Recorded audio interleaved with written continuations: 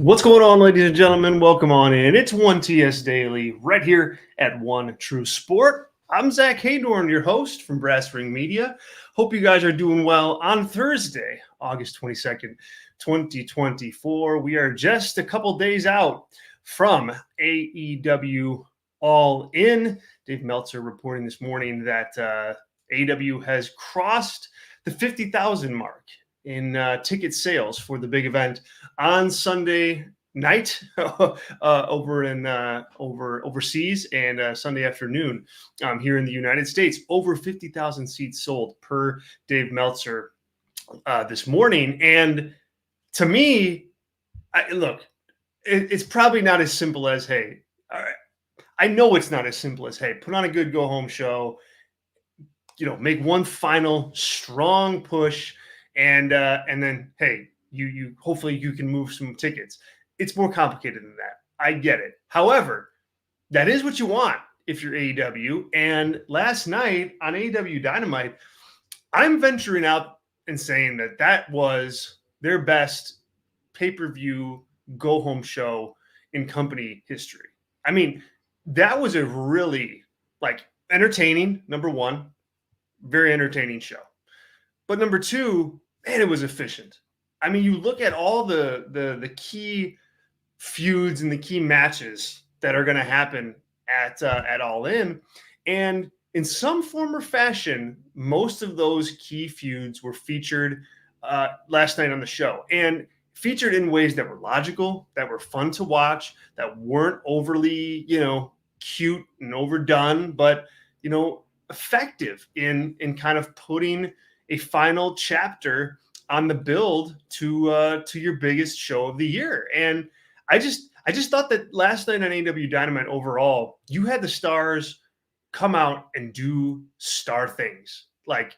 You lean on your top guys in big moments. In a basketball game, right? You're giving the ball to your best player for the final shot. And you do the same thing in pro wrestling. You give the ball and the opportunity to your stars and your star power, and you count on them to deliver. And top to bottom last night, I thought they did that. And that goes from, Bryan Danielson and Swerve at the end of the show to Britt Baker and Mercedes Moné at the beginning to a smaller feud like Chris Jericho and Hook. I think all across the board, you had your stars coming out last night and delivering a hype show that you needed to deliver in order to just generate even more interest than there already is in All In. And clearly they did that. They sold some tickets today too. As I said, Dave Meltzer, 50,000. They're past 50,000. So should be a really fun afternoon on Sunday. And we will preview All In tomorrow right here on the show. So you're not going to want to miss it. Look, we're live here on One True Sport with 1TS Daily every late morning, 11 Eastern, every single day, Monday, Tuesday, Wednesday, Thursday, Friday. We are here. And tomorrow, you're going to want to be here for our AEW All In preview. Don't miss it. Mark your calendars. It's going to be a really fun show. Probably spend most of the time talking about that show specifically, having some fun, making some predictions, and then getting ready for the big event over the weekend. Hello to everybody who's joining us in the chat. We've got Liam in there who says, "Hey, Zach, what's going on, Liam? Pumped to have you here, man." Andrew is in there. He's got a very interesting question that I'm going to get to. Clive is there. Anthony is in there with a question that we'll get to. So thank you, everybody who is in our live chat. That thing is loading up. I do have the super chats open and available if you're able to make a contribution to the show. That certainly helps me. It helps the show. It helps One True Sport. So thank you in advance for that. Ask a question, throw a super chat on it. We'll make sure it moves right up to the top of the list. If you just want to make a comment too, that you want to get read here live on the show, you can do that as well with the super chat. Cool. If you haven't hit like yet, hit like on this video as you're watching it on YouTube. It helps us out, guys. I know, trust me. I know it sounds like, oh God, the guy's asking for likes, but it does help the algorithm. It does help us get in a position to grow this show and to grow One True Sport as a platform. So if you can, and you're watching on YouTube, just hit like, and I certainly appreciate that. If you haven't subscribed to our channel at One True Sport, definitely do that. I mean, we've got all sorts of content dropping all throughout the week for free right here on YouTube, and you can interact with some of the biggest stars professional wrestling has ever seen. Period. You can interact with Rob Van Dam, Kurt Angle, Arn Anderson, Medusa, and the list goes on and on and on. We really have a cool lineup of top talent and top hosts that kind of guide our ship here. And so you're not going to want to miss any of it. So subscribe at One True Sport on YouTube. Cool. You can also head to onetruesport.com and check out our membership options. That's probably the best way to make sure you don't miss anything. It's onetruesport.com. All of our membership options are there. We got 3 of them. We also have our merch store there too, which you can get all sorts of talent merch from Rob Van Dam and Angle and Arn. And you can also get some 1TS Daily merch. Look at that stuff, man. God dang, that is some good looking merch, isn't it? Is it not? Yes, head over there, check it out, pick out what you like best. It's got some really cool stuff there. So once again, that's onetruesport.com. Cool. All right, let's get into some of the specifics here. And I am going to read some comments here right out of the gate. For Andrew jumping in goes, tell us about Tony with Saraya with a straight face. Tony and Saraya, he confirms later. I'm not sure what you mean by that, Andrew. I mean, like, it wasn't a great match. Okay, let's call a spade a spade. But I thought, like, the angle at the end, the match existed to further an angle with Toni Storm and Mariah May. That's why the match existed. Now, that's not a good reason to have an AEW World Championship match. And I stipulated to that yesterday here on the show. Don't have a world title match like this. Made no sense to do that. There was no drama in the match. You knew who was going to win. But that being said, once you kind of stipulate to that and put the valid criticism on that point, I like the simplicity of what they did yesterday with Storm and Mariah. Like, get more heat on Mariah May. That's important here. And I think it's telling that she was booed in Cardiff.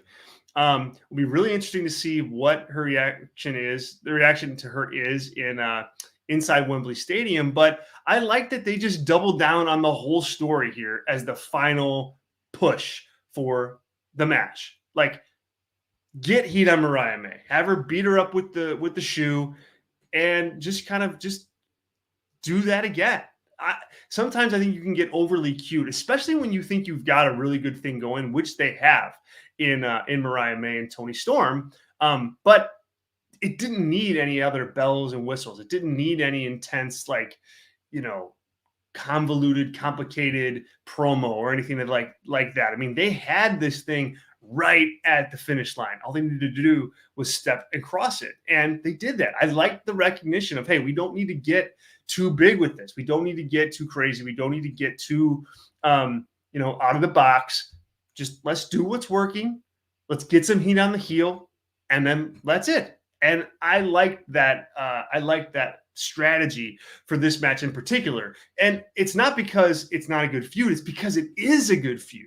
It's because it is working so well that you don't want to risk, laying an egg out there with some big angle going into the final, going into your pay-per-view event when you don't need it. Like, this match, maybe more than any other match going into last night, was ready. It was like, here's a on a silver platter, AEW fans. Like, and they worked really hard to get this to a position where they're going to they're going to try to deliver on Sunday. But they told a long-term story. They did a lot, and they didn't need to kind of hurt that they didn't need to hurt that by trying to just overdo something just to do something. And that recognition, that that recognition is important. And I think it's a sign that AEW is maturing a little bit. Andrew says here, this is the best story they have going. The table is set. No need for Saraya, though. Yeah, Saraya, boy, watching her come out last night, it to me, it kind of, well, it showcased a couple of things. One, just how much of a lack of impact she made, and how much of a miss her her really run has been in AEW.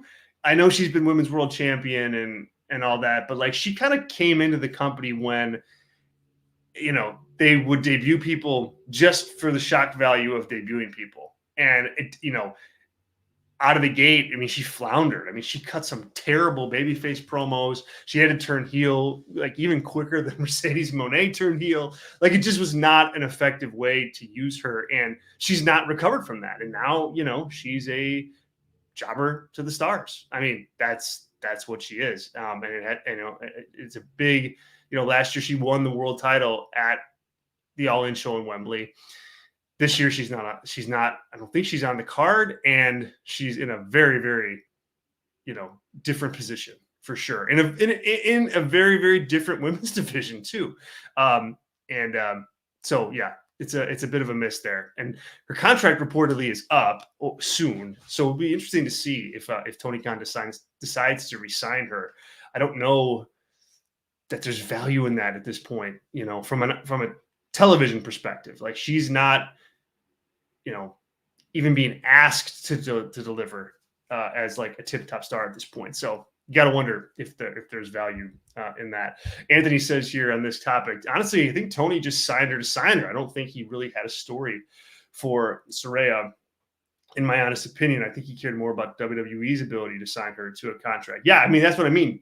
That's exactly right, Andrew. Like she came in at a time where AEW was relying on these surprise appearances in order to do it. And she was kind of in that mix of like, well, we need a surprise, let's sign her. We need a surprise, let's sign. And then that was her, a few years ago. Robert asking a good question here. What happened to Ryan? A bit of a hiatus. He is a school teacher, as most of you know, and this week was the first week of school. So, tending to some other business. But as of right now, he'll be back. so that is what happened. Ryan, he'll be back. Robert, I hope you stick around. Hopefully, I'm not running you off. We do miss Ryan Drosty, though. That's for sure. That's what happened to Ryan. But hopefully, he'll be back really soon. Thanks, Robert. Glad you tuned in, man. Okay. Anthony, I do see your questions in there about Chris Jericho, and we definitely are going to get to that by the end of the show without question. So don't worry about that. I do want, before we get into Jericho, I want to get into the big main event angle with Swerve Strickland and Bryan Danielson. This angle was desperately needed. I mean, desperately needed. And I think when I talk at the top of the show about, hey, you want your top stars doing top star things and delivering in top star ways. I mean, you got that from Bryan Danielson. And, I've been critical of Danielson throughout this run to All In. I thought that the tone just hasn't been right. I thought, hearing him in, shoot situations in interviews, talk about, how his family wants him home and all that has really kind of messed up the psychology of the match and the psychology of fans cheering Danielson on at All In. And, last night they were able to catch all those balls. They were able to catch everything and reset, and not every star is able to do that. And between Swerve and Danielson, I thought they really painted a picture that works going into the pay-per-view. Swerve coming out and cutting a promo talking about how, he's disrespected because Danielson thinks he can take the title from him when Danielson's, basically that because Danielson's head's not in it. He's worried about his daughter. He's worried about his retirement. He's worried about his health, and it's and Swerve's point of view was, how dare a guy like that think that he can beat me? for the world title. I thought that was a really interesting twist on the narrative that Danielson has been spinning out there in the real world and on television. And then they have Danielson come out and combat that with the Bryan Danielson that I have been calling for weeks, and who, by the way, I think would have been valuable to see, a few weeks ago, but better late than never. Danielson coming out there and cutting that promo saying, "Hey, I'm the best wrestler in the world. I have been. You know it. I know it, and I'm going to win the world title." Like, that's the Bryan Danielson people want to see. When he cuts that promo, it makes you wonder, like, why you jump through all the other hoops of doubt with him. Like, yes, I suppose you can make the argument, well, we need to fill television time. I still think you can have him cut that exact same promo last night if you showcase that guy, a couple weeks before or 5 weeks before or whatever it is. You can still do this and have that and I think get people more interested and intrigued right out of the gate, right? But let's hear my dog. If you hear like a growling, snoring, that's him snoring, maybe growling in a dream or something. Her name's Penny, and she's a crazy pup. But that's the sound if you hear it. Anyway, yeah. So a home run, right? A home run promo in the end from Bryan Danielson. Like I think, I just think you needed to see that guy, and I thought Swerve. I thought he pulled back on kind of the heelish tone that he struck last week about just wanting to maim Bryan Danielson and end his career in front of his kids, and like he was a little more tender with it this week than he was last week. And I thought that's a good pivot, because Swerve is still going to be a babyface when this is all said and done, and he's a champion, he's a fighting champion, but he's still going to be a babyface after this thing with Bryan Danielson, and you want fans to not forget that. You want them to not forget that. Anthony says, "I'm so confused. I thought Swerve was a babyface. Why is he acting like a heel?" Well, I mean, he's acting. Last week he was acting like a heel to me, and we talked all about that on this show in depth, in detail. This week I thought he was just acting more like a champion that's defending his territory and wants to, keep a legacy. And for that, I thought he did a good job, like kind of like walking that fine line. Anthony also says here, Zack and Daniel sent me to another example of Tony signing people just to sign them. And I think he really had a story for Bryan. He just did it to WWE to prevent WWE's ability to sign Bryan Danielson to an extension. Yeah, I disagree with you on this one, Anthony. Like I think that Danielson being in AEW is just as much as about Danielson wanting to be in AEW than it is Tony wanting him in AEW and Tony wanting him away from WWE. Because look, the bottom line is Bryan Danielson was going to be able to go wherever he wanted to go. He was going to get paid well. He was going to, work the number of dates that he wanted. He's going to basically be able to pick. And I think he picked flexibility. He picked a final year of his career that would allow him, or final run of his career that would allow him to do what he wants to do. Excuse me. And that's good. I think that he still had yet to really prove his full worth to the company, really until last night. He's had really good matches. He's had really good. He's had like classics and dream matches. But yesterday, I thought was like the best overall piece of business that he's done for AEW, and that came at a much, much, much, much, much needed time for him ahead of a big title match at the biggest show of the year. So I was really high. If you can't tell, I was really, really high on what they did. Clive here says in the chat, having Nigel McGuinness do the introduction helped. Yeah, it was cool to see him out there. Man, you wonder what the wrestling landscape would be like, if he was still wrestling. He was a talented guy. He was a really talented guy. And it's tough that a guy with that kind of talent is not able to stick around and work more and kind of realize the full potential. But even seeing him yesterday, it was fun out there to see.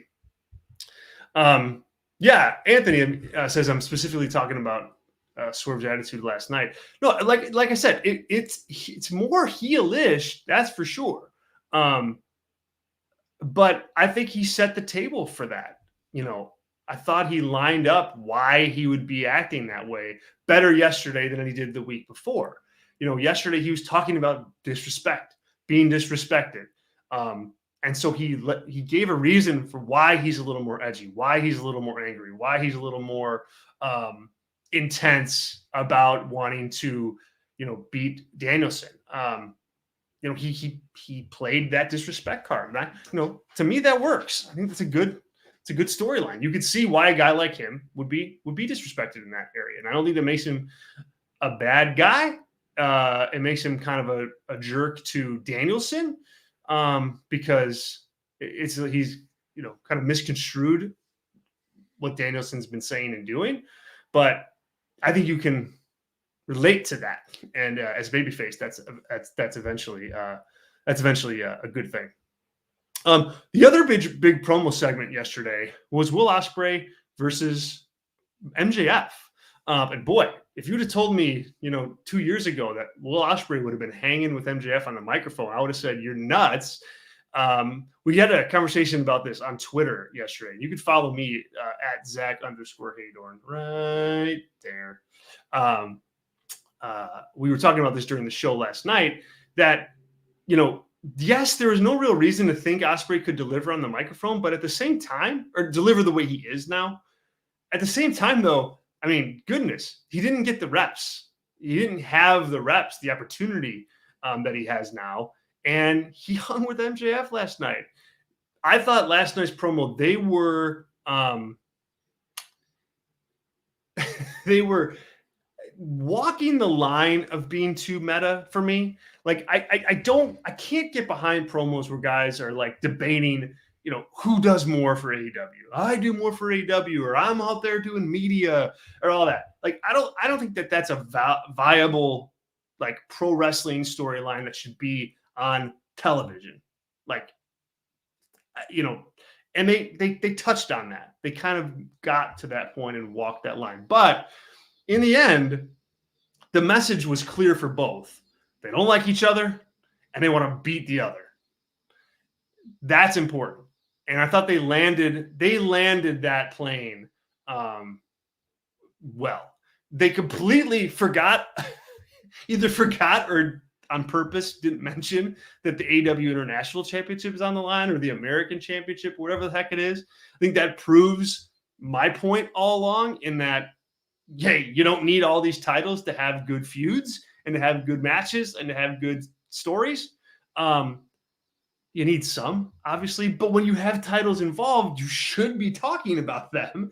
And they kind of like abandoned that. But again, because it's the international title, and frankly, there just isn't any significant value in that title anyway. I don't think it's a huge deal, but they were able to put tension around the match, drama around the match. They added, additional layers of a personal touch to the match. And frankly, I think they gave you a reason to want to see them beat each other up on Sunday afternoon. That's the point of these promo segments. So thumbs up on this one too. I think they also kind of gave away the finish of the match as well. Like with Bryan Anderson coming up to Ospreay after Ospreay gets attacked by MJF and telling him, hey, use it, do it, quote unquote, use the Tiger Driver. It's like, I mean, we know what's going to happen now, right?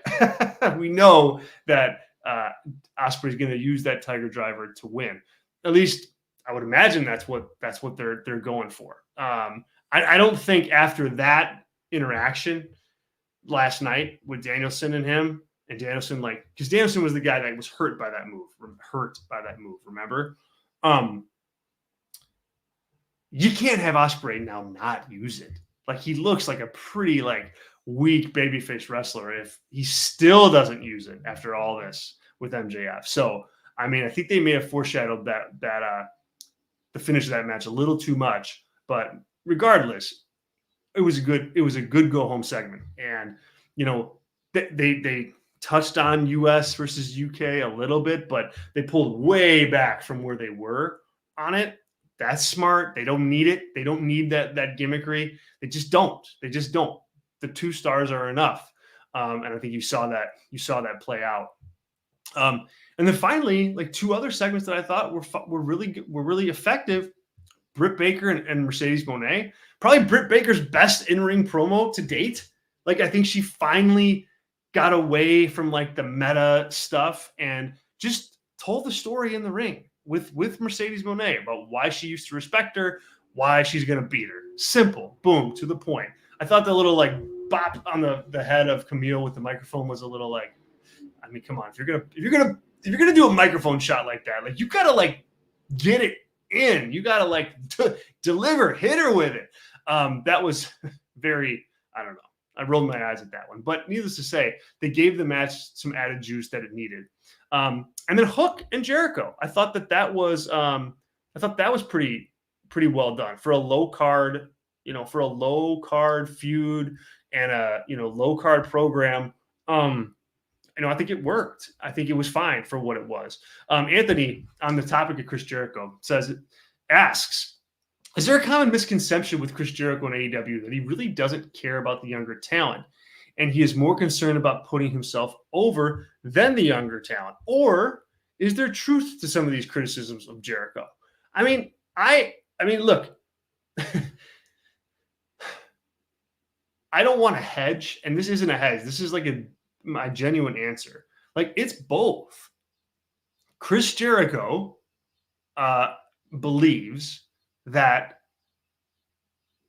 by younger talent working with him, they will A, get better, and B, like A, get better as pro wrestlers in real life, and B, elevate themselves on the television show.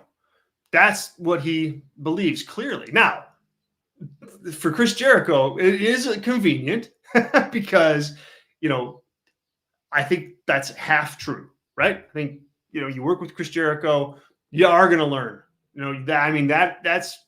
that is indisputable to me. Like you are going to be a better wrestler by working with Chris Jericho. The thing is, not all young talent that have worked with Chris Jericho have come out good on the other side or come out as made talent. It's just not accurate when you look at the young talent that he's worked with. But also, now at the same time, it's not all for the greater good for Chris Jericho. Like there is definitely a personal vested interest in him wanting to work with the young guys. He can't do the things that he could do 20 years ago in the ring or 10 years ago in the ring. I mean, even 5 years ago in the ring. I mean, he's really deteriorated quickly from an in-ring perspective, which is completely understandable given his age. So I think he himself likes to work with the young guys. They can create movement, they can bump, they're hungry.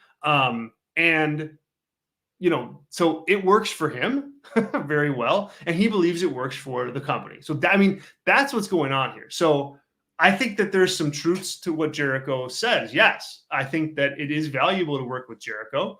But there isn't home runs everywhere, and I think that Jericho, he's not a cold act, but he's a mid-carder now, like as crazy as that is. And so this thing with Hook, like you kind of are looking for, is Hook elevated coming out of this feud? We don't know yet, right? Because the feud's going to end on Sunday. I think Jericho is going to do the job for him. Clearly, he is going to lose the FTW championship to Hook on Sunday. But putting somebody over and getting somebody over, 2 entirely different things.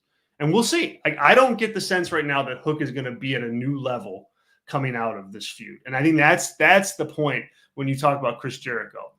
Hook's not at a new level. Orange Cassidy wasn't at a new level. Action Andretti, not at a new level. Like a lot of what Jericho has touched just kind of stagnates and stays the same. Now, part of that is on the booking of what happens to these guys after the fact. So it's not all on Jericho, but a lot of it. Some of it definitely is. I don't want to say a lot. Some of it is. The only person that I could think of that really, was truly elevated after the feud with Jericho is MJF. He had a long Chris Jericho feud, and that really helped catapult him to the next level.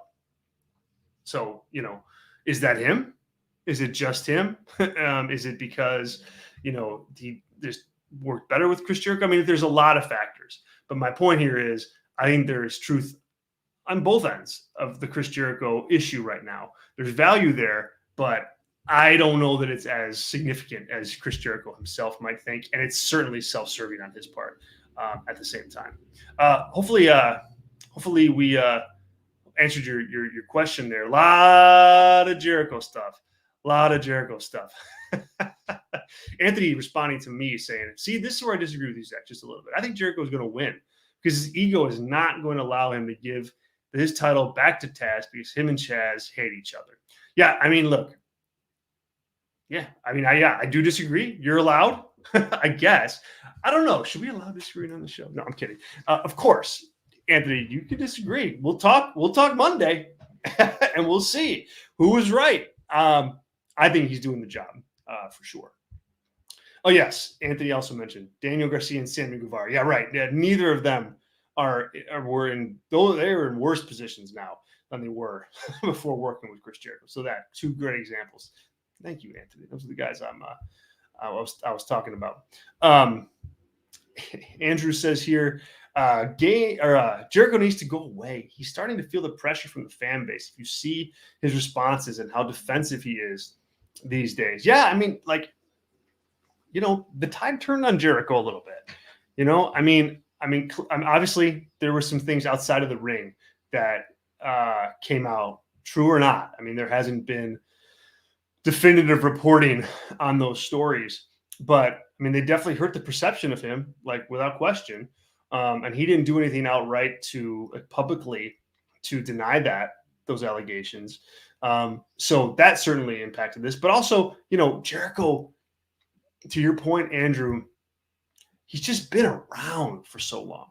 I think he'd benefit from kind of taking on that legacy role with the company, like a part-timer. I know that word is kind of a dirty word, but that's